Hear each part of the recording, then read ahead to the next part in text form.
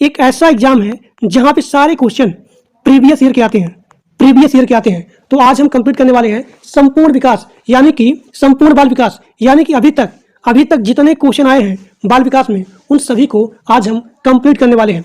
और मैं आपको गारंटी देता हूं, जो लोग मेरा पूरा बाल विकास का क्लास देखेंगे तो एक सिंगल क्वेश्चन क्लास से बाहर नहीं आएगा। मैं आप लोग के लिए मात्र 99 रुपया में पूरा का पूरा बाल विकास दूंगा, पूरा का पूरा सीडीपी का नोट्स, पूरा का पूरा बाल विकास का नोट्स और पूरा का पूरा संपूर्ण हिंदी का नोट्स, पूरा का पूरा टैग वर्ड। जो लोग पूरा टैग वर्ड पढ़ लेंगे, मैं आपको गारंटी देता हूं एक सिंगल क्वेश्चन यानी कि टैग वर्ड की सहायता से आप किसी भी क्वेश्चन को आसानी से सॉल्व कर सकते हो।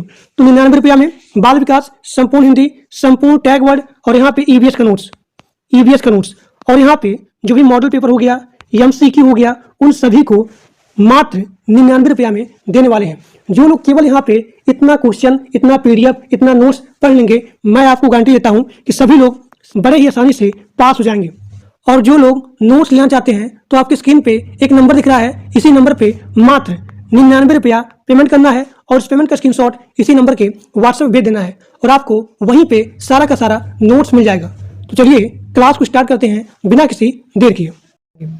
ये सारे क्वेश्चन बहुत इंपॉर्टेंट हैं and these are question are multiple time repeated in your previous paper, so everyone watch full video without any skip. यहाँ पे पहला क्वेश्चन है, किशोरावस्था को तूफानों की अवस्था कहा जाता है। किसने कहा था? तो स्टैनली हॉल ने कहा था किशोरावस्था को तूफानों का अवस्था। अब यहाँ पे आपका अगला क्वेश्चन है, नैतिक विकास का सिद्धांत किसने दिया था? इसका आंसर है कोहलबर्ग ने। अब देखिए, अगर हम लोग ट्रिक के साथ याद करें तो जब आपका मन, जब आप मोरल हो, नैतिक हो, तो आप कितने भी बड़े बड़े प्रॉब्लम को आसानी से हल कर सकते हो, यानी कि कोहलबर्ग। ठीक। अब यहाँ पे आपका अगला क्वेश्चन है, बाल विकास का उद्देश्य क्या है? तो बाल विकास का उद्देश्य होता है सर्वांगीण डेवलपमेंट करना, सर्वांगीण विकास करना। अब यहाँ देखिए चौथा क्वेश्चन, मूल प्रवृत्ति का सिद्धांत किसने दिया था? तो मूल प्रवृत्ति का सिद्धांत दिया था मैकडूगल ने। मूल प्रवृत्ति का सिद्धांत किसने दिया था? मैकडूगल ने।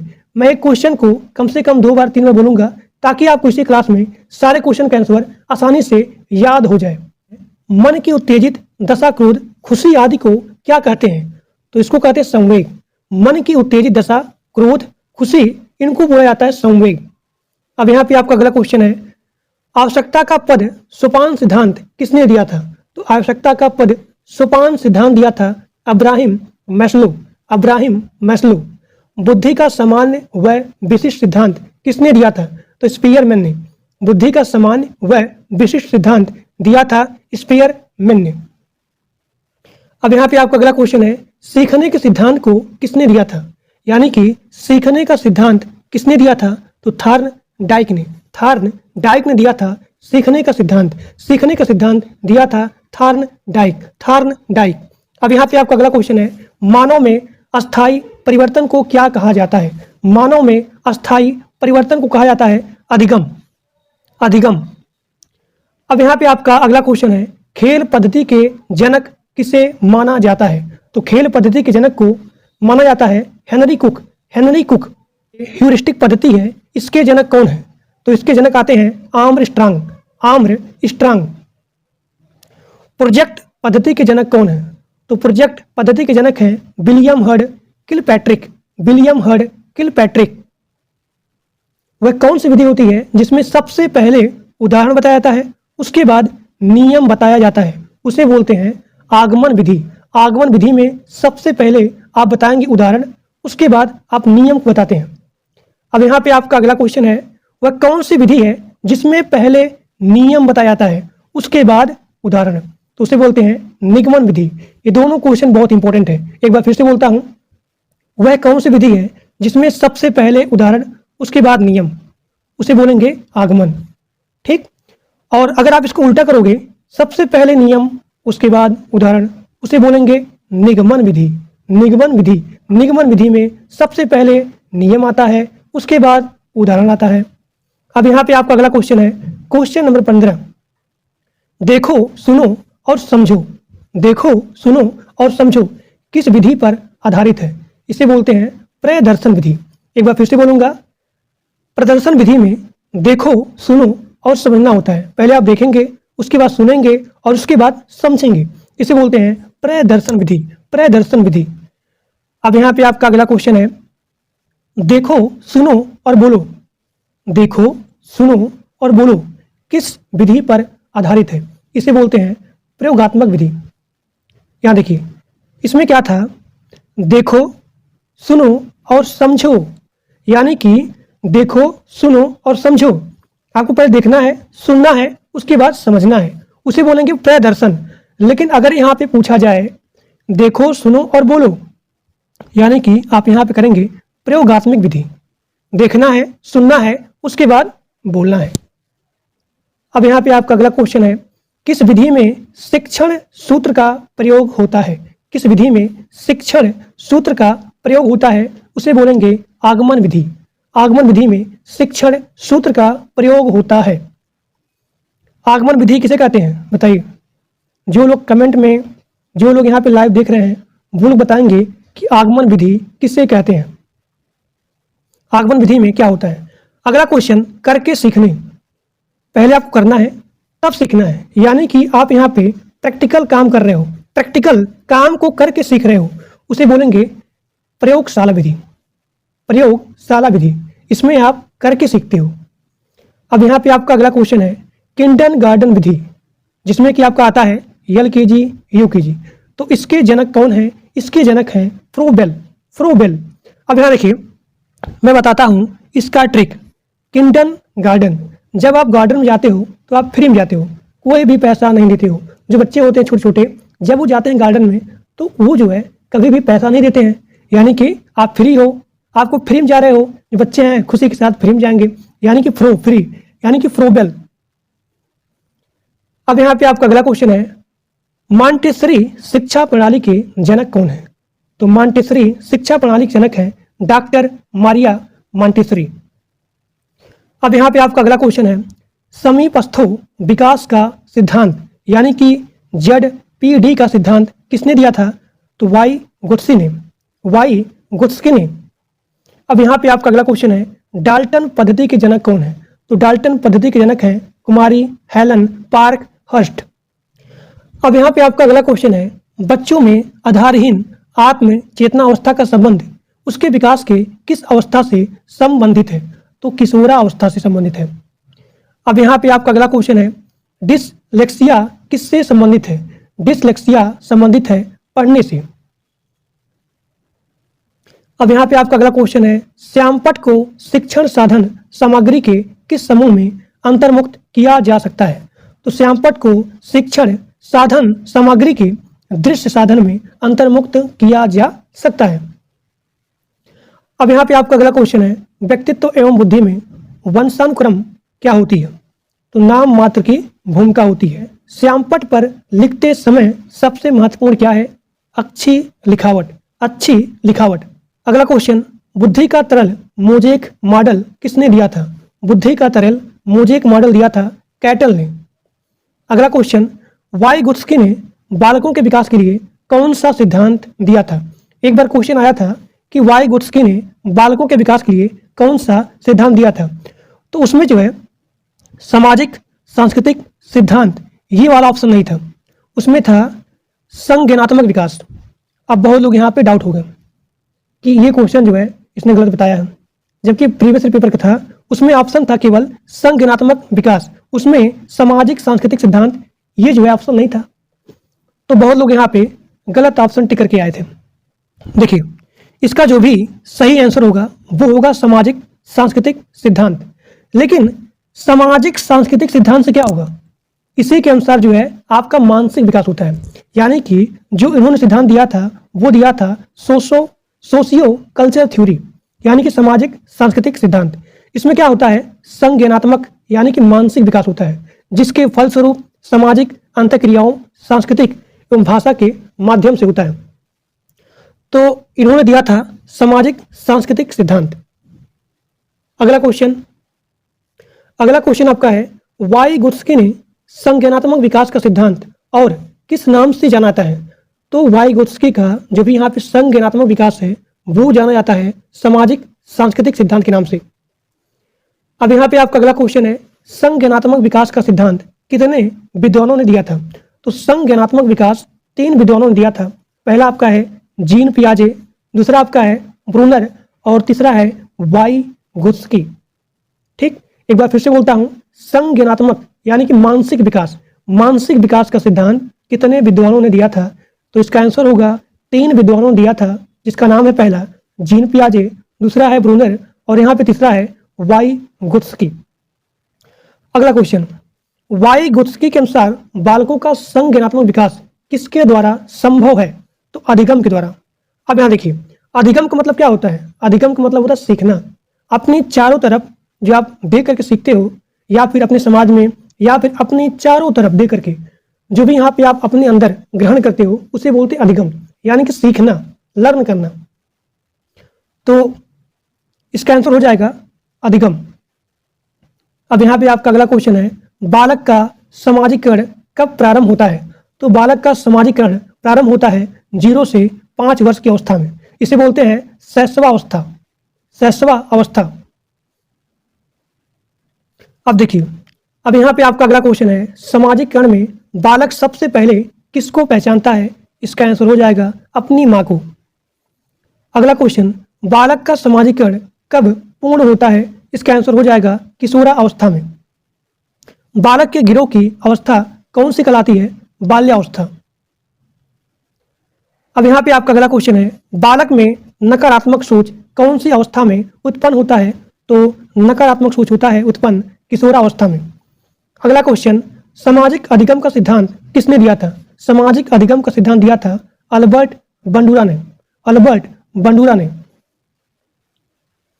अगला क्वेश्चन, स्कीमा सिद्धांत के जनक कौन है? स्कीमा सिद्धांत के जनक हैं जीन पियाजे। कोलहर किस संप्रदाय के समर्थक थे? तो कोलहर जो है संज्ञानवादी संप्रदाय के समर्थक थे। मनुष्य एक सामाजिक प्राणी है, यह किसने कहा था? तो अरस्तु ने कहा था। अरस्तु ने कहा था कि मनुष्य एक सामाजिक प्राणी है। अब यहाँ पे आपका अगला क्वेश्चन है, जो कि बहुत ही ज़्यादा इंपॉर्टेंट है। जीन पियाजे ने संज्ञानात्मक विकास को ध्यान में रखते हुए बालक की कितनी अवस्थाएं बताई हैं? तो 4 अवस्थाएं बताई हैं। कभी कभी एग्जाम में आता है इसका क्रम। तो सबसे पहले होगा संवेदिक पेशी अवस्था, उसके बाद पूर्व संक्रियात्मक अवस्था, उसके बाद मूर्त संक्रियात्मक अवस्था और उसके बाद होता है अमूर्त। तो सबसे पहले आपको यहाँ पर लिखना है क्रम से, सबसे पहले संवेदिक पेशी अवस्था, उसके बाद पूर्व संक्रियात्मक, उसके बाद मूर्त, उसके बाद अमूर्त। अब देखिए, कभी कभी इसका एज भी पूछ लेता है। तो संवेदिक पेशी अवस्था में आता है जन्म से 2 वर्ष, पूर्व संक्रियात्मक अवस्था 2 से 7 वर्ष, उसके बाद मूर्त संक्रियात्मक अवस्था। अब अगर आपको यहाँ पे याद करना है मूर्त, यानी कि हम जिएंगे साथ साथ और हम मरेंगे साथ साथ। तो यानी कि आप यहाँ पे मूर्त को मरने से लीजिए कि हम साथ साथ मरेंगे, यानी कि आपको यहाँ पे सबसे पहले जो एज यहाँ पे स्टार्ट होगा, जो भी यहाँ पे वर्ष स्टार्ट होगा, वो होगा 7 से। हम साथ साथ जिएंगे, साथ साथ मरेंगे। कौन? हम मतलब 1 और यहाँ पे 2, यानी कि हम दोनों साथ साथ जिएंगे और साथ साथ मरेंगे। यानी कि आपका यहाँ ट्रिक बैठ जाएगा। मूर्त संक्रियात्मक अवस्था में सबसे पहले स्टार्ट होगा 7 से 12 वर्ष। अब देखिए, उसके बाद आता है अमूर्त, यानी कि 12 से 15 वर्ष। अब यहाँ पे आपका अगला क्वेश्चन है, बालक में चिंतन का प्रारंभ किस अवस्था में होता है? किस अवस्था में प्रारंभ होता है? तो 2 से 7 वर्ष में। 2 से 7 वर्ष में। अगला क्वेश्चन, जीन पियाजे के अनुसार समायोजन की अवस्था किसे कहा जाता है? तो जीन पियाजे के अनुसार समायोजन की अवस्था बोलते हैं संवेदी गत्यात्मक अवस्था। ये ठीक। अब यहाँ पे आपका अगला क्वेश्चन है, जीन पियाजे के अनुसार विकास की किस अवस्था को मुख्य परिवर्तन बिंदु कहा जाता है? इसका आंसर होगा ठोस संक्रियात्मक अवस्था।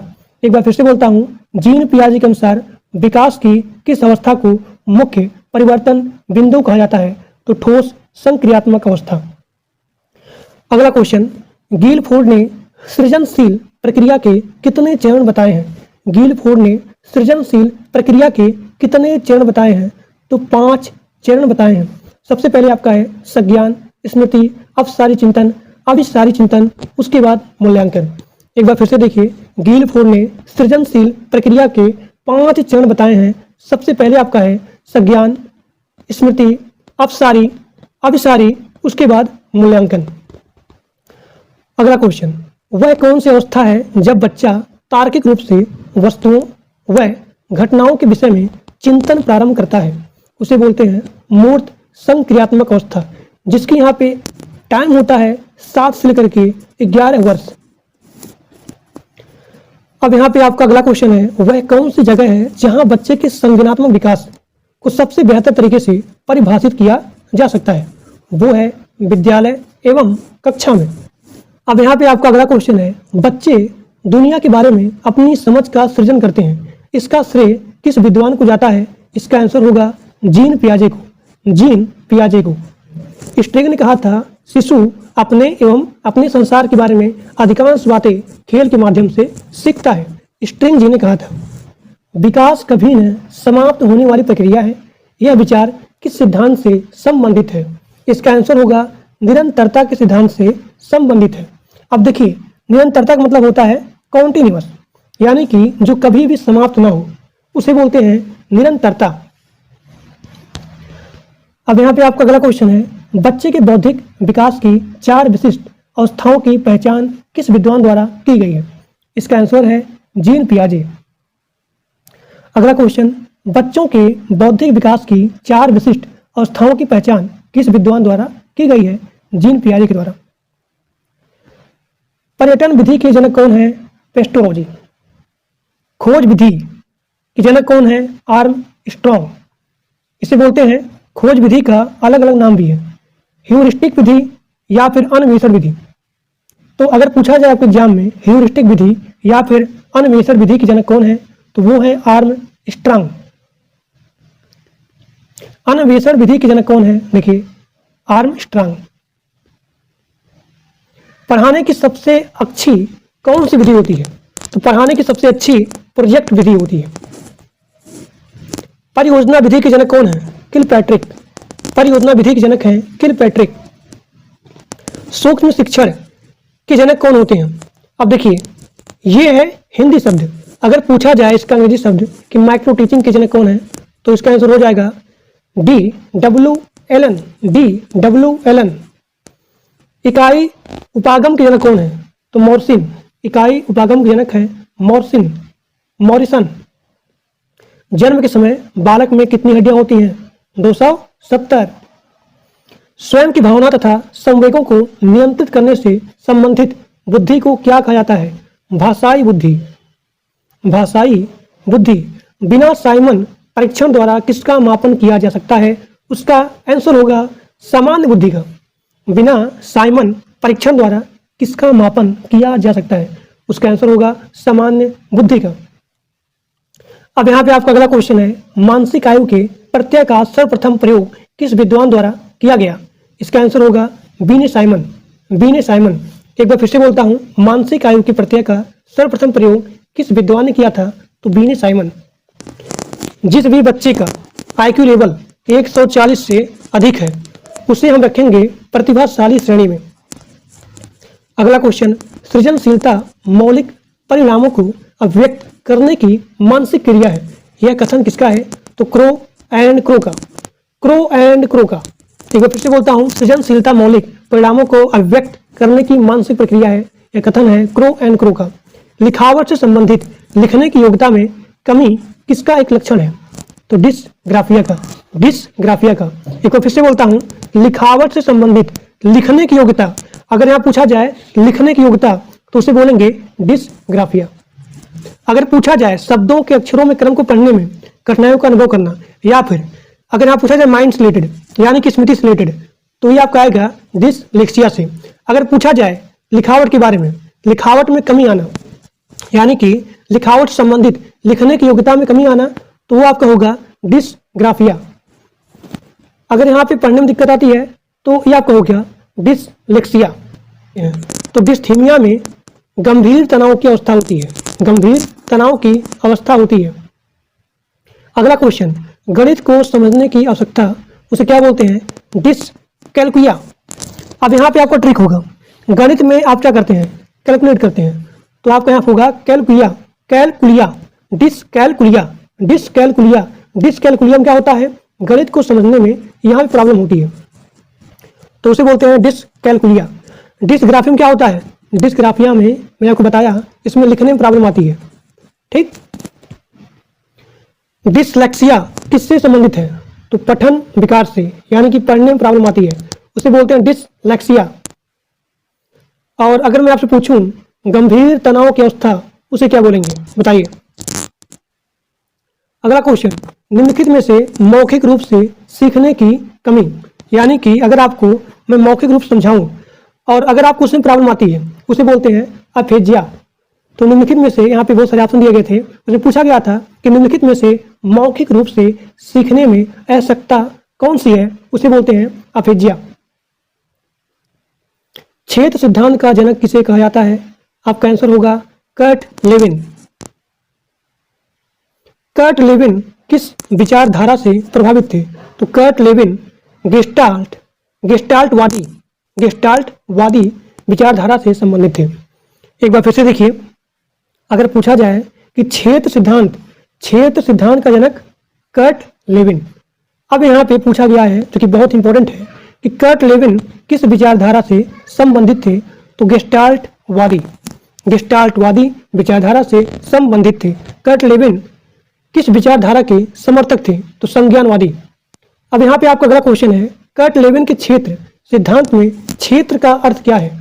तो जीवन में विभिन्न क्षेत्रों से, आपकी लाइफ से, आपके जीवन के विभिन्न क्षेत्रों से। अधिगम का श्रेणी क्रम सिद्धांत किसने दिया था? तो अधिगम यानी कि लर्निंग प्रोसेस, जो भी यहाँ श्रेणी है, इसका क्रम सिद्धांत दिया था रॉबर्ट गेने ने। अगला क्वेश्चन, रॉबर्ट गेने किस विचारधारा के समर्थक थे? तो संज्ञानवादी। अब देखिए, अगला क्वेश्चन है, रॉबर्ट गेने के अनुसार अधिगम का सबसे निम्न स्तर कौन सा है? अब यहाँ पे सभी लोग याद करिए, इसका जो भी क्रम है, सबसे पहला क्रम आता है संकेत, उसके बाद उद्दीपन, उसके बाद श्रृंखला, उसके बाद शाब्दिक, उसके बाद विभेदी, उसके बाद प्रत्यय, उसके बाद अधिनियम या फिर सिद्धांत अधिगम, उसके बाद होता है समस्या समाधान। तो जब आप पूरा सीख जाओगे, इसका ट्रिक होता है क्या, जब आप ये पूरा सीख जाओगे उसके बाद तभी आप यहाँ सभी समस्याओं को सॉल्व कर सकते हो। तो आपसे यहाँ पे क्वेश्चन पूछा गया था कि रॉबर्ट गेन के अनुसार अधिगम यानी कि सीखने का सबसे निम्न स्तर कौन सा है? तो संकेत अधिगम, यानी कि आप यहाँ पे संकेत के द्वारा सिखाते हो, तो वो आपका होता है संकेत अधिगम। अगला क्वेश्चन, रॉबर्ट गेन के अनुसार अधिगम का सबसे उच्च स्तर क्या है? देखिए, सबसे उच्च, तो सबसे उच्च यहाँ पे क्या था? समस्या समाधान अधिगम, समस्या समाधान अधिगम। ठीक, तो इसका आंसर हो गया ये। सुल्तान नाम के चिंपांजी पर किस वैज्ञानिक ने प्रयोग किया था? तो कोहलर जी ने किया था। चूहे पर किस वैज्ञानिक ने प्रयोग किया था? स्किनर ने। बुद्धि का प्रदर्श नमूना यानी कि सैंपल सिद्धांत किसने दिया था? थॉमसन ने। बुद्धि को मापने के लिए मानसिक आयु सम प्रत्यय किस विद्वान ने दिया था? तो अल्फ्रेड बीने ने। कब दिया था? 1905 में। एक बार फिर से देखिए, बुद्धि को मापने के लिए मानसिक आयु सम प्रत्यय किस विद्वान दिया था? तो अल्फ्रेड बीने ने दिया था 1905 में। अगला क्वेश्चन, अल्फ्रेड बीने ने बुद्धि को कितने भागों में बांटा है? तो अल्फ्रेड बीने ने बुद्धि को 3 भागों में बांटा है। पहला, इसका आंसर होगा मंद बुद्धि, दूसरा होगा कुशाग्र बुद्धि और तीसरा होगा औसत बुद्धि। तो अल्फ्रेड बीने ने बुद्धि को 3 भागों में बांटा है। पहला आपका होगा मंद बुद्धि, दूसरा आपका होगा कुशाग्र बुद्धि, तीसरा आपका होगा औसत बुद्धि।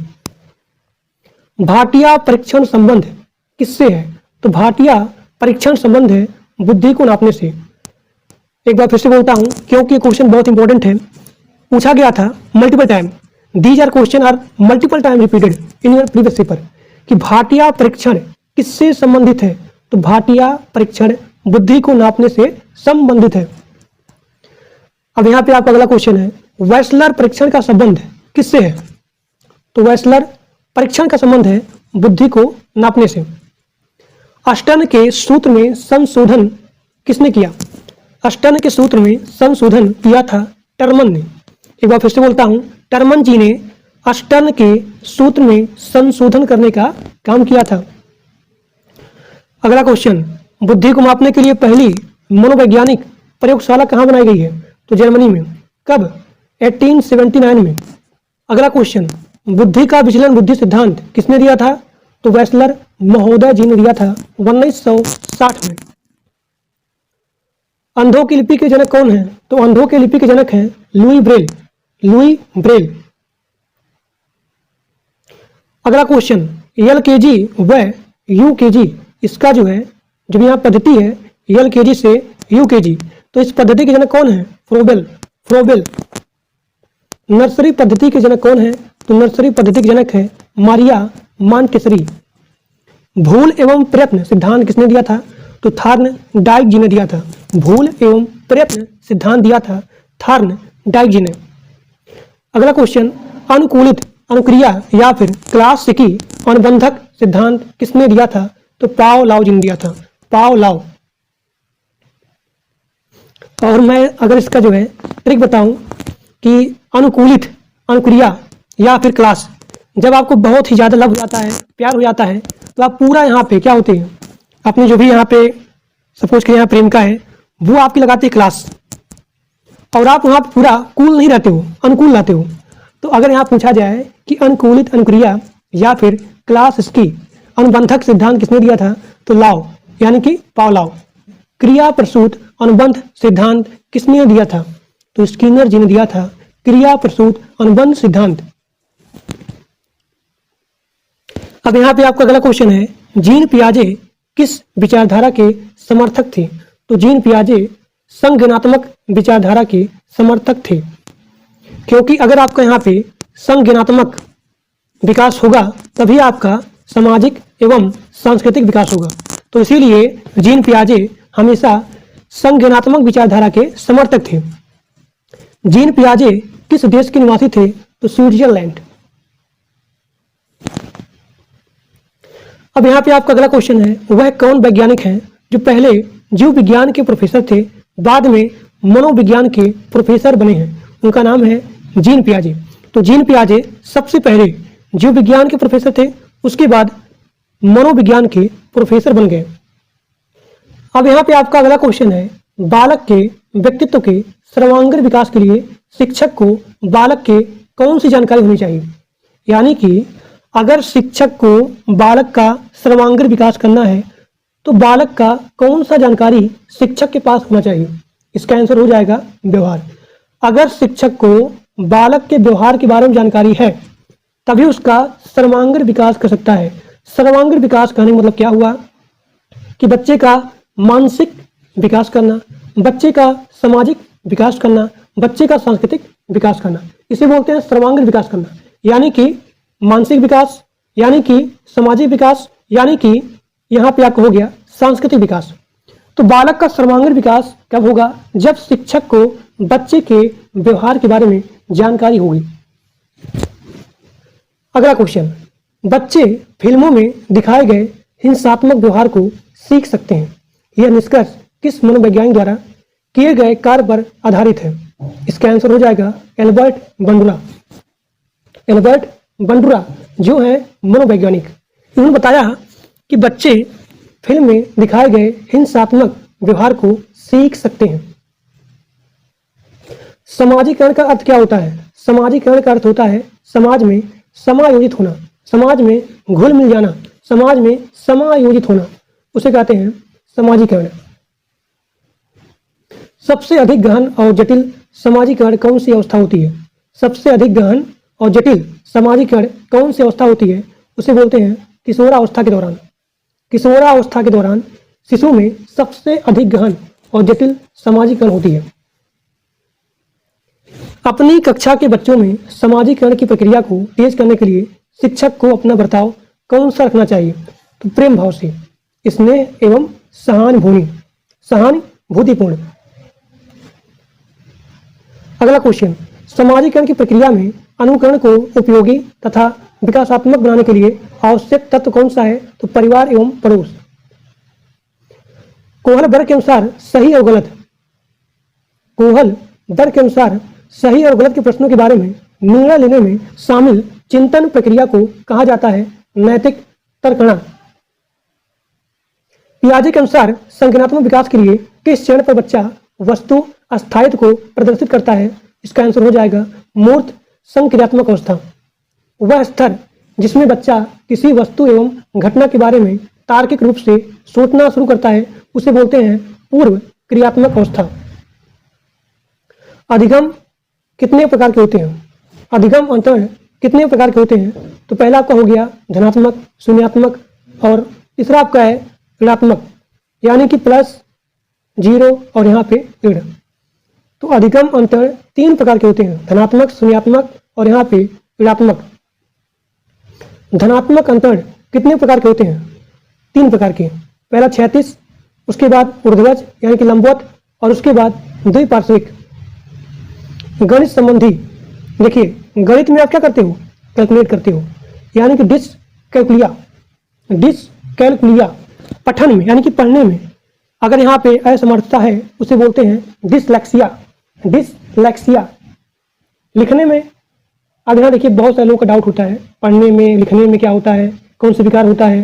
तो पढ़ने संबंधी में डिसलेक्सिया और यहाँ पे लिखने में तो आप यहाँ ट्रिक देखिए, यहाँ लास्ट में ग्राफ, यानी कि अगर आप अच्छा आपका ग्राफ होगा, जैसे कि अगर मुझे लिखना है रह, तो अगर मैं इसको अच्छे से हमें ग्राफ करने आता है तो मैं सही से लिख लूँगा। तो जहाँ भी लिखने हैं यानी कि तुरंत आप यहाँ अपने माइंड में नोट करिए ग्राफ, यानी कि डिसग्राफिया। और अगर यहाँ पढ़ने में तो यहाँ पे लेक्सिया। लैक मतलब कमी है, किसमें कमी है? पढ़ने में, तो dyslexia. So the are trick for learn पढ़ने एंड लिखने। अब यहाँ देखिए, अगर यहाँ पूछा जाए कि लिखना, पढ़ना और बोलना संबंधित विकारों को क्या कहा जाता है? तो डिसप्रैक्सिया।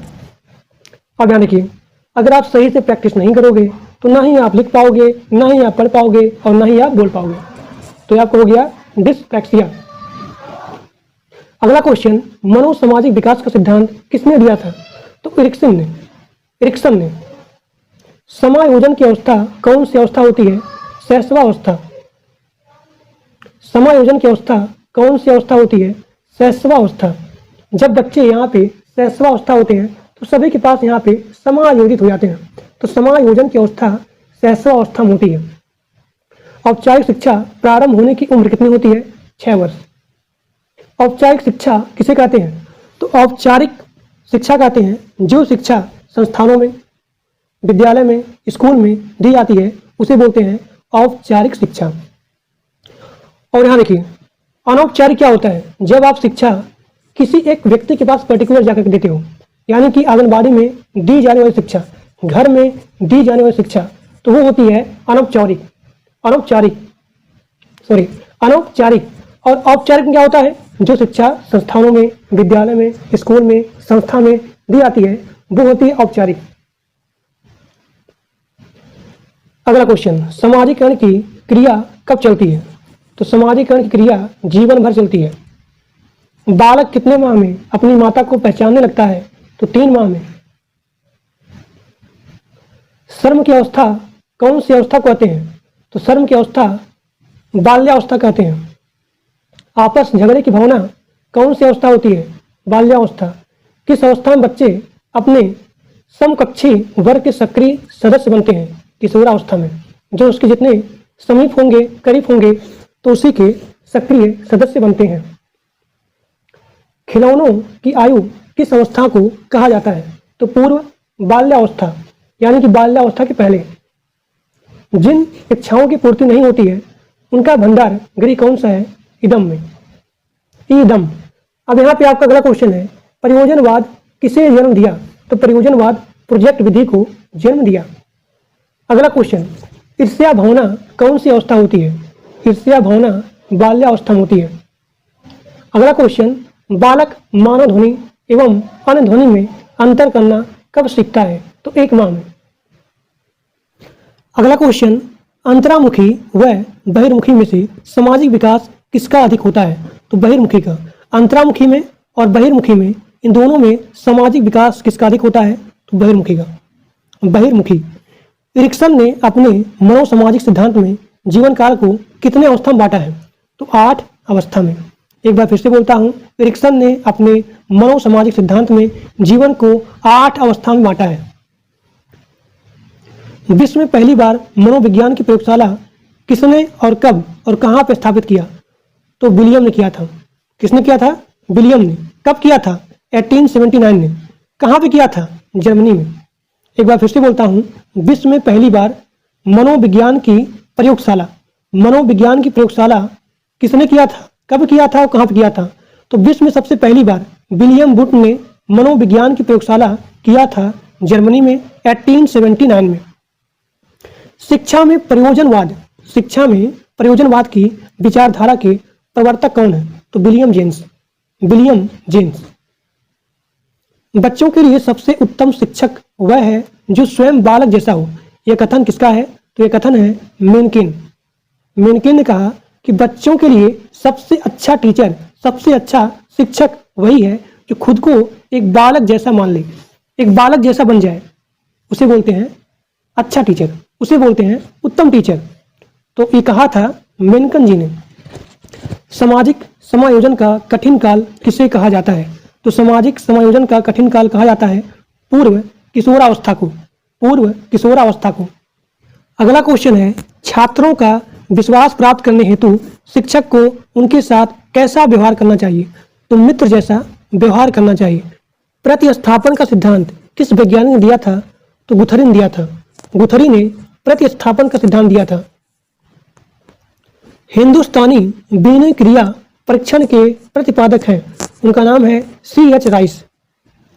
आवश्यकता का पद सोपान सिद्धांत किसने दिया था? तो अब्राहम मास्लो ने दिया था।